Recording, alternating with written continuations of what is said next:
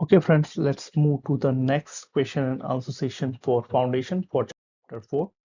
Your question number 236 says, which is typical constraint which impact on how a P3O is implemented? Option A, pace of change must take into account of current P3O. That is the right answer, but still you can evaluate what other options are available. Quality standardized program data is needed.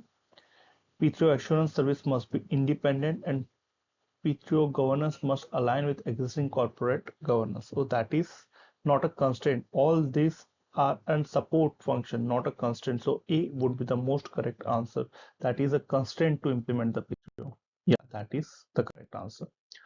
Question number 237 says the implementation life cycle of a permanent P3O covers what?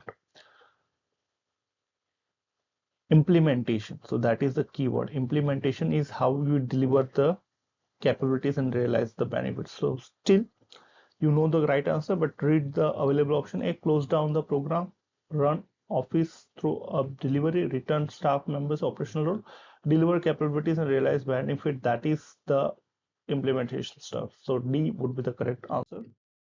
Yes, and the rationale is also mentioned over here. I'm not reading it. You can pause and read if you require for it.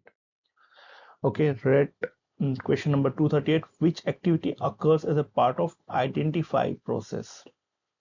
So define the vision statement. It's we do in a defined thing, not an identifying. Documents at outline business case, that is in identify stage. We can do plan trenches in of delivery, that is in deliver capabilities and realize benefit, and define stage we do deliver the new capabilities in the delivery stage we are doing. So I believe B is the most correct answer. Yeah, it is. Question number 239 says, what happened when the P3O implementation program is closed? So it's convert to a BAU, business as usual, or operational stage. We are converted. Okay, so let's understand here. Vision statement is defined and reflect delivery.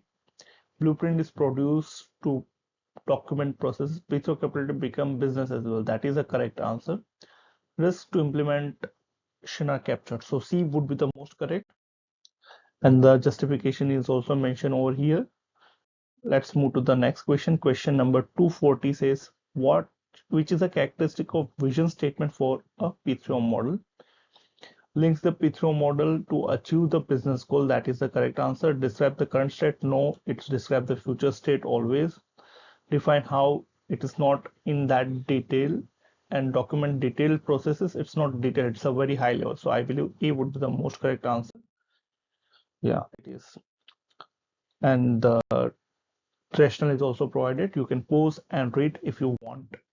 Thank you very much for joining. Keep on listening the question and answer. Then also you get much more clarity to face the examination and get it through in a one go. Thank you.